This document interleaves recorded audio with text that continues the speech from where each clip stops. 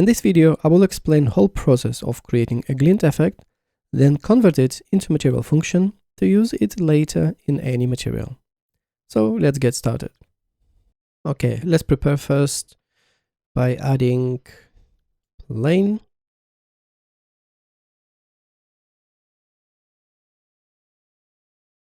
This. Okay. And let's create material.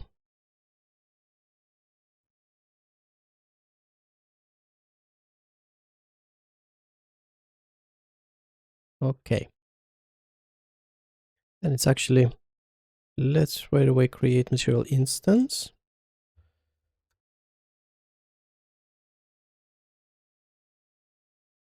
And drop it onto the plane.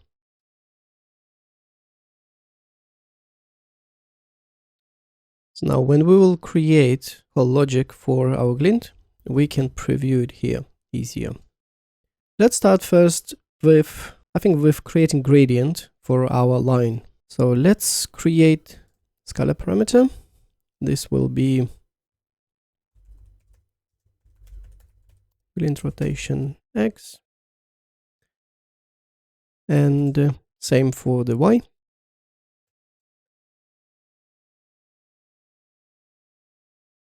Okay, let's create append like this.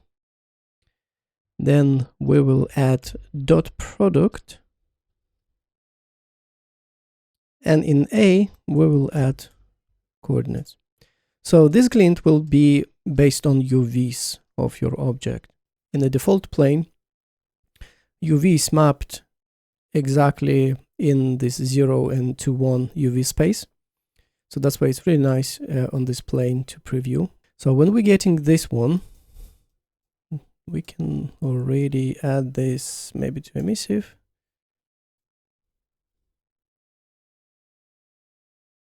Okay, because we have everything on 0, so it's difficult to see, but you can see that we can, by adjusting that, we can kind of like creating angles. So you see, like it was darker on the top, now it's in a corner.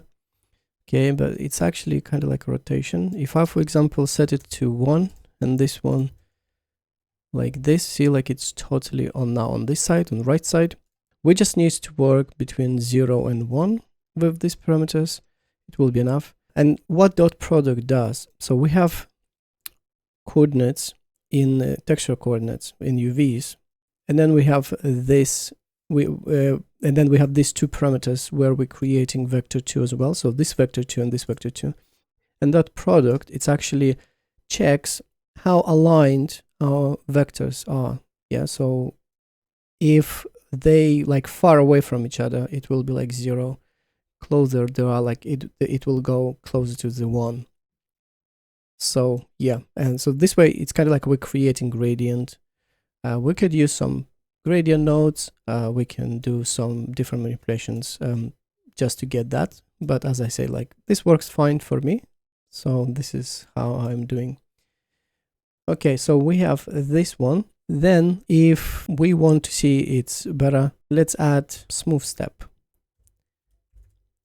So step is basically says like, or is it 0 or this is 1. Smooth step, it's kind of like creates, we can create smooth transition between 0 and 1. So we have this, then we can input it here. And we can create again scalar parameter, and this will be maybe glint smoothness minimum.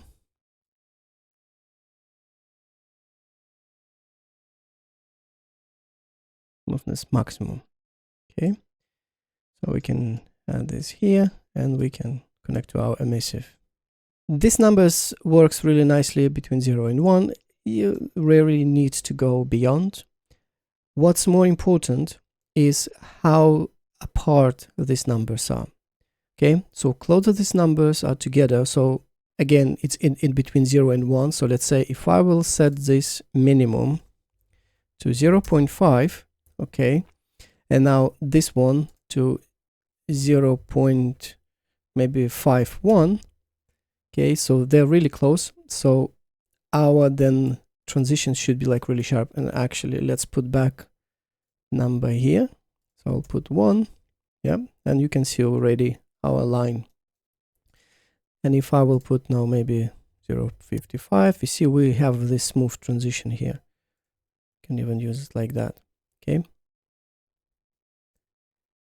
So even if I will have, let's say 0.15, okay, and minimum. So you see, like if maximum it's lower than minimum, it inverts. Sometimes it's kind of useful as well. But in our case, let's put it 0.1, you see. So we moved a little bit up now, but our transition is really small. So we can control some offset as well with this, but you can control offset with addition as well, or subtraction if you want. So let's say we have this. Let's create again scalar parameter, and let's call it offset. Connect it like this. Now you see we can control offset like that as well with this addition. In my case, I will keep maybe on 0.5 and 0.52, something like this. I will keep addition, and this won't be offset. I will rename it just in a second. Let's set our material to on lead, so then we can easily see a difference between, yeah, like that. Okay, so we have this and we have division. Of course, in the glint, we want it as a stripe. Yeah, so we should have like black on both sides and then white in the middle. Okay, so we can use again smooth step for that. And let's keep this one here. And then I want to reuse same parameters. Another thing, useful thing with parameters, if your parameter, let's say duplicated, and it keeps same name, it's actually overwrites. Yeah, so for example, look, I have now choose this as smoothness maximum, okay, with 0.52. If I'm changing now in this one, you see it changes in here as well. So if you don't want like this, okay, you can easily duplicate same parameters and input them like that, and they will work exactly as a one parameter. I don't need that. It's not many of these wires, so I will just put them in between like that. Okay. So basically we're duplicating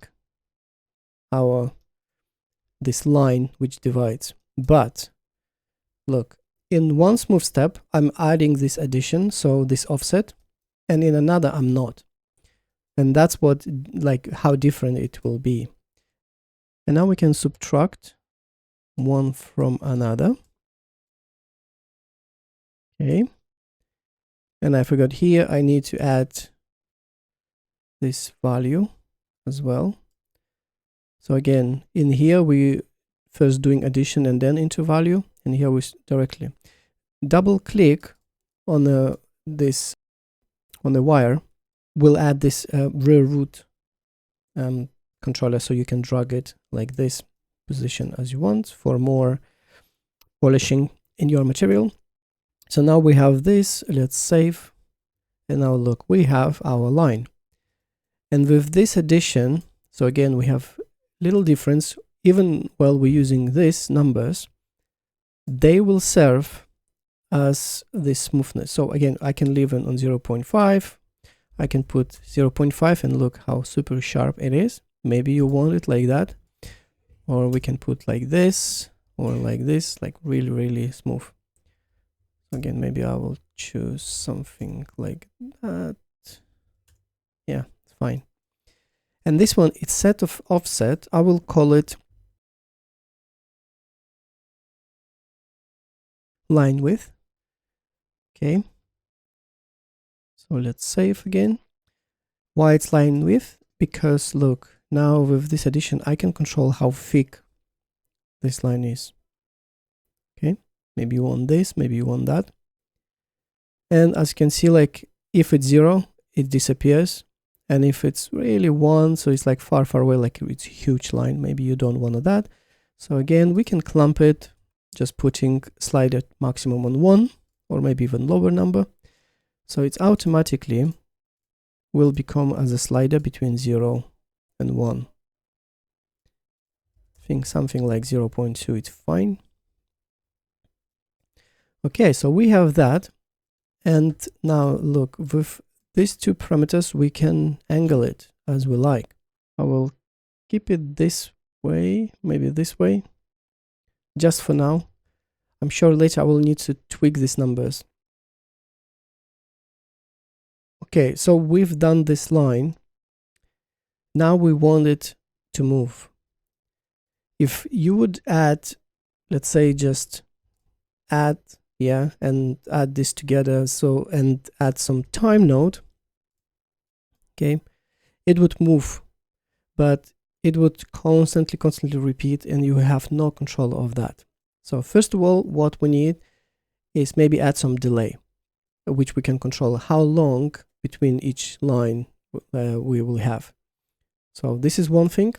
Another thing is, for example, how fast it will go, okay?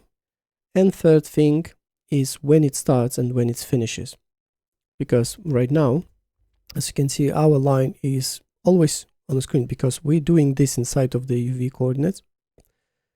And we probably want it start somewhere off and finishing somewhere off, okay? So we need to control that. So we need 3 of these things. Let's first start with our timer. Let's create scalar parameter. Let's call it Glint speed. Okay, and another scalar parameter and call it Glint delay. This actually won't be as a speed, like directly speed. See it more like a how long it will take to go from one side to another. Okay, so if you, for example, will set it to 1, so it will take 1 second. Okay, if you will take like set it lower, it will go faster. Okay. So now to have this, we will add addition like that. Let's put it for now, maybe like 1 and 5. So it means we will have like 5-second delay, and then it will cover this distance in 1 second. So in total, we will have now 6. Okay. And we will use our time, of course, to move. And to preview any numbers, for example, we don't know what numbers we have in the time, okay?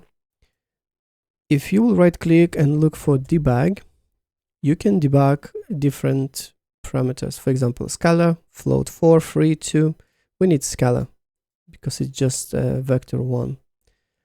If you will plug this into number and right click and do like start preview node, you can see numbers. Yeah, so this is what our time gives us. And actually what it means, when your game launches, our timer starts from 0, and this is whole play time. Or in my case, this is editor time. When I open my editor, it already starts, okay? And when you start game, basically it starts from 0 and go on until you finish game again. You start a new game, it starts again from the beginning. It's not super important for us. It's what's important that it's always working, okay? So this debugs super useful for us. Now we want reset this timer, yeah, because of course we don't want to work with such numbers and constant number, because it means this line will go off the screen and will never return. And usually in materials we're working between 0 and 1 with some exceptions, but usually it's 0 and 1. There are like things like fraction, yeah, like this node. If you will put it through the fraction, look what it does. It basically goes in a decimals now. It's in between 0 and 1. So it goes like 0.1, 0.2, 0.3. When it reaches 1, it resets. It's kind of cool. Sometimes we're using that, but in this case, it will ignore our delay. We won't control this delay, but it's never kind of delays. It always goes between 0 and 1. There is another thing which we can use. It's F mode. Super useful. And what it does, it actually takes A and then it divides it by B. And it's not like division, which will give us what we will get after division. But this one, it gives us remainder. Let me even show you. Let's create parameter just for demonstration. Okay.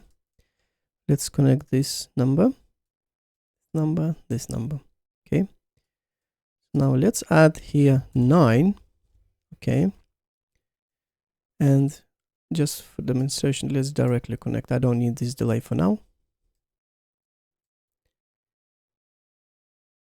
So look, if we're dividing 9 by 1, it will be 9. Okay. So it means the remainder will be 0, as you can see here on the screen. Let's move it. Okay, it's 0. Yeah, because we can divide it. Same, for example, with 3. See, it's still 0. But what if it's 4? See, we're getting this number 1. Because 9 divided by 4, we have 2 with remainder of 1. It's kind of cool because what it can give us, let's put it back and let's remove this and connect our time. Okay. Now, if I will set, let's say this one it's 1 and this one is 5, it makes it 6, number 6. And now look, when our timer reaches 6, only then it restarts. Okay, so that's how we can control our delay. So let's say if I will put my delay on 0, look, it's back to normal. It's again between 0 and 1, really, really fast. If I'm putting 1 second delay, see, it goes to 2 now. Later on, we won't use this number like a 2, but this is how we will start with our kind of like a delay, adding this delay. So maybe let's say, let's keep it on at 2 seconds. Okay, so we have this. Let's keep our debugging for now. I don't need this addition. Now let's create lerp. This lerp I will add here, it's 1. And in B, I will add step node. Result of this F mode and our speed. Okay. Now let's see what it does. If y is smaller than x, it will be 0. And if y is larger than x, it will be 1. And this is how we kind of controlling this end delay. And now we kind of like a clamping it between 0 and 1. And now we can add this in here. So in our B, we constantly will have 0, 1, 0, 1. Okay. And now for the alpha, what I will do, it's division. So I will grab now again our F mode, which constantly changing here. Now it's in between 0 and 3. We can actually again look on this. So yeah, so you remember. Okay. And now if we connect division, and what I want is speed, because we're dividing now by 1, it won't change much. But if we will have, let's say 5 now, you see now numbers go much slower. Okay. If I will put 0.2, we go really, really quickly. Let's clean it up a little bit.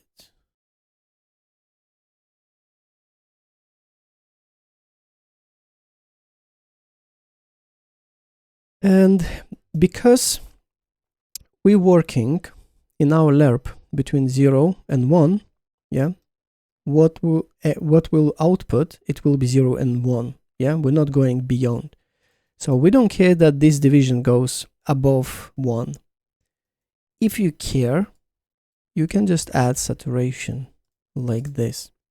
What this saturate does, it's actually same as clamp node, but in the clamp you can choose between 0 and 1 or different numbers, but saturation, it's always between 0 and 1 automatically. So look, if I will add it like this, so now look our numbers. So they stay on the 1 and again resets with our delay. Okay, if I will put it onto 5, look, it stays on the 1 longer. Again resets. Yeah, it's much longer now. And we have our mask. But again, you can keep saturation or connect directly like this. It doesn't matter. So we have our kind of like a code to move our glint now. So we have movement and we have delay in one place. Now what we want is control range when it starts and when it finishes. Okay, I will create lerp again. Let's use this as a mask. So again, it's outputs between 0 and 1.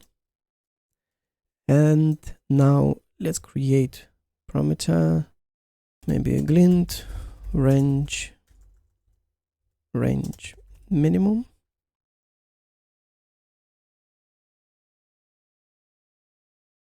Glint range maximum.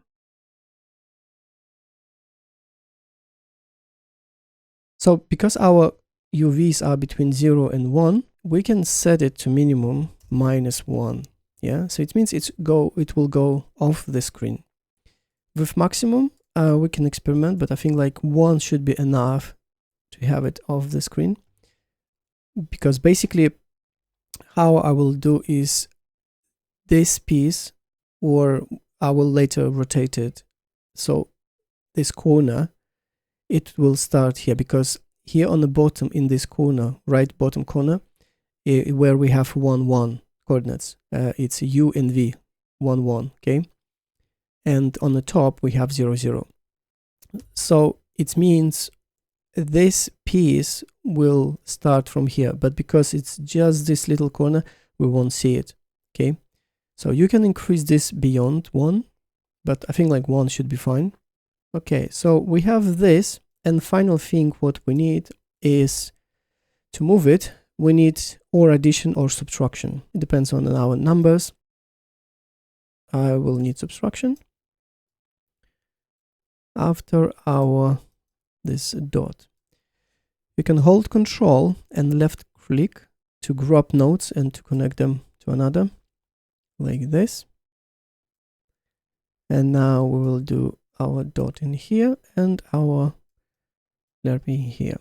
And let's save and see. Yeah, see, it start moving. And now we can, let's actually first put this number like that, so we can see it on the screen when we're rotating it. So as you can see, it's because it's a 0.5, so it starts in the middle. I believe my plane, it's sideways. That's it. So we have our line, okay, and it moves sideways. And now let's set this parameter to -1 and 1. Now look, it's gone, okay, and it starts and it's again gone. We can set, let's say, 5-second delay, and now look, it will take a while. Okay, so it works. If I remove, see, we have no delay.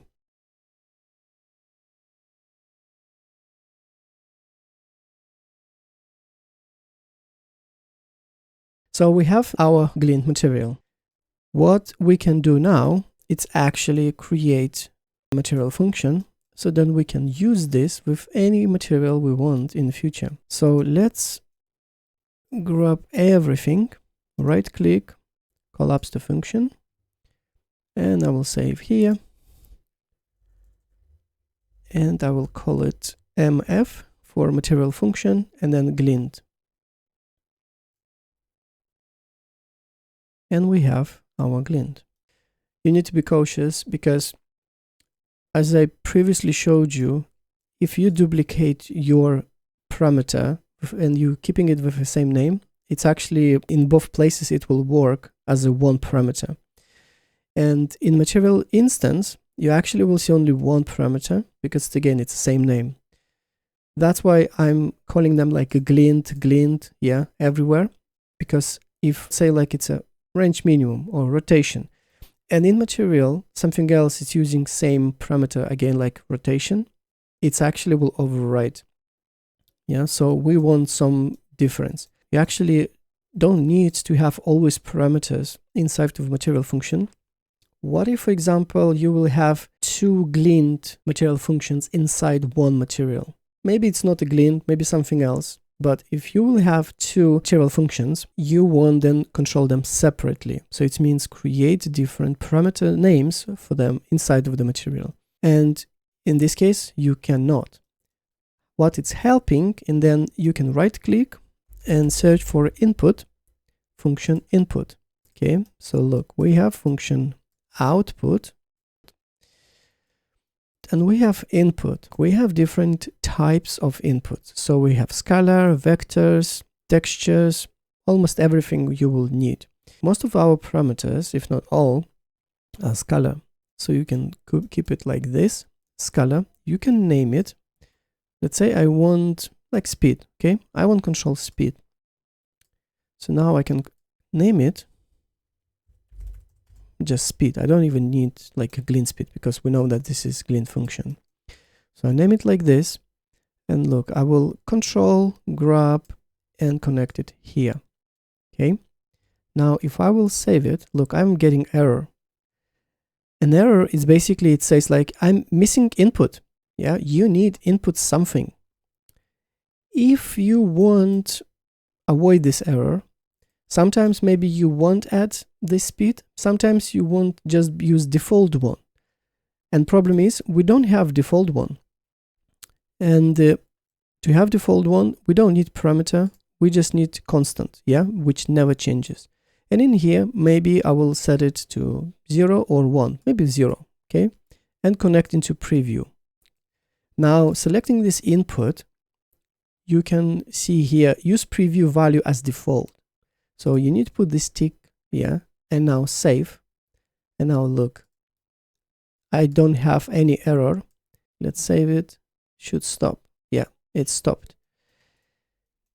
And now let's open our material instance. Look, we don't have speed. We can control it. And because now default one is 0, I can create here speed. Okay. And now if I'm exporting that, and now I have input in here. And look, I have my speed. You will use inputs very often, and instead of these parameters. It's a two ways. And if you know that you will never ever use two same functions in one material, then you can use parameters, save some time creating like these parameters. But sometimes you need that, so then you need this input. Okay, so I will connect it back to this one and delete. It will give you a warning when you're trying to delete. It's because in here you have input, yeah, and it basically says like there is material using that input. But it's actually fine to do this. Okay, so now we have it in our material, and we can reuse in any our material. But how we actually combine this glint, right? Because here we have just black and white. And it's actually pretty simple as well.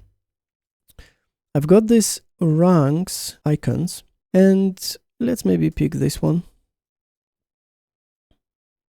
And what we have, so we have RGB colors, and then in the alpha we have opacity. Black, it's supposed to be transparent, and white should be visible.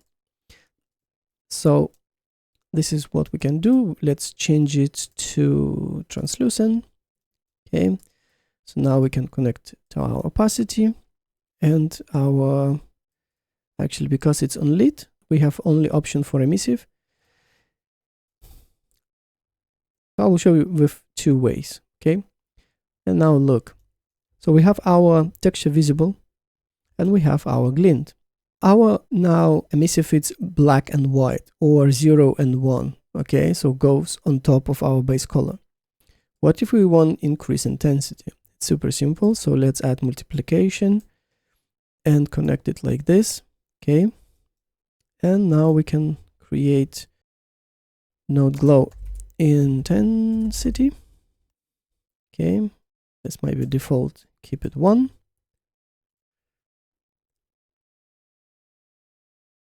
And now in the glint material instance, we have this, and let's crank it up and look.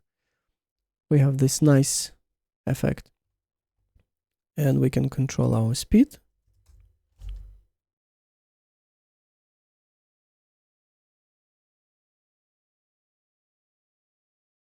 Okay, so now this is default lit. What again if we're using unlit? So we don't have this option for our base color. Yeah, so if I will save, it's gone. Now it's black. Because, as I said, we have in our emissive black and white, 0 and 1. And it's actually not so difficult. We can have lerp. We're adding our RGB, so our color, into A.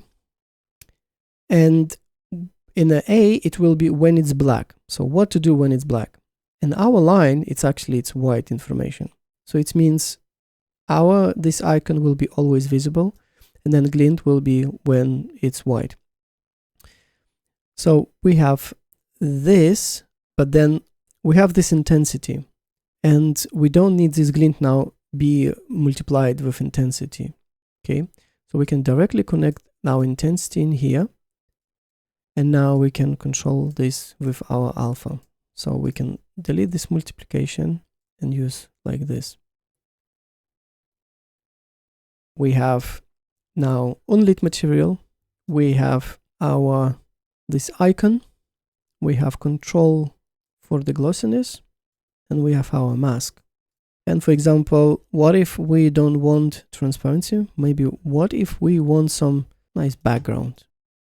Let's keep it this way. And before connecting RGB into A, and it's actually masking, we don't want masking then, because if we want some background, maybe we want opaque. And now let's do some, again, texture sampling. Maybe this would. Of course, you will have a better background. Okay, so we have this one, and we can have, again, lerp. We have our mask in alpha, which we can use for transparency, but at the same time, this alpha, it helps to mask out between different textures. So if I will put this to the alpha, it means what will be masked, it will be in this B channel. So we want it to the B, and what will be black, it will be in A. So then we're taking this into the A, like that, and then we're connecting this to our A. We have our icon with this background. It could be a color in here as well. Like this.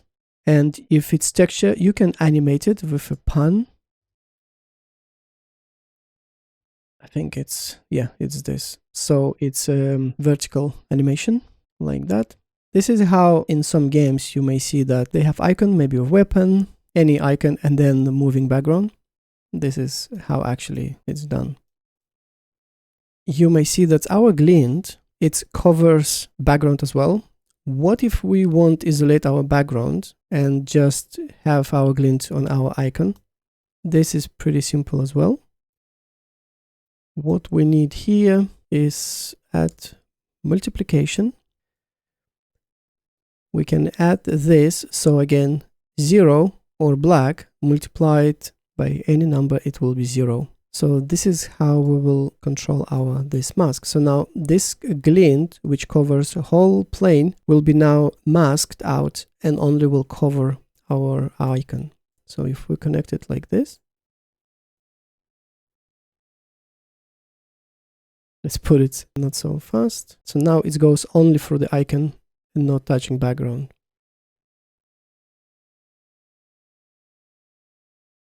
Thank you for watching. Hopefully I covered every single step of this glint and you fully understand why some stuff is done, how it's done. And in the future you will be able to easily recreate without tutorial this kind of like functionality. I hope this video is helpful to you. Please press that like button and don't forget to subscribe to get notifications about future videos. See you soon!